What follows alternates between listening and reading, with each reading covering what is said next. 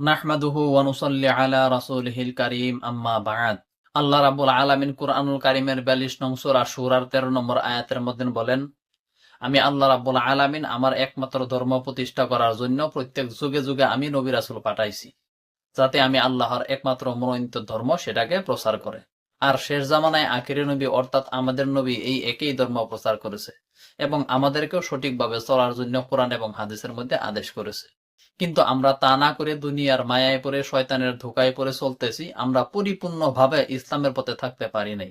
কিন্তু আমরা একদিন চিন্তাও করি না যে আজকে যদি আমার মৃত্যু হয় তখন আমার কবরে কি হবে।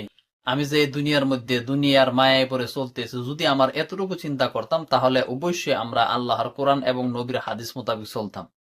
তাই প্রিয় মুসলিম ভাই এবং বোন, আমরা আমাদের পরকালের জিন্দিগি চিন্তা করে দুনিয়ার মধ্যে আখেরাতের বাজার করি এবং অন্য কেউ আখেরাতের বাজার করার জন্য পরামর্শ দিই, যাতে আমার সাথে সাথে অন্য আরেক ভাই ও বোন কোরআন এবং হাদিস মেনে চলতে পারে এবং কি ইবাদত করে আল্লাহ এবং রাসূলকে রাজি খুশি করতে পারে।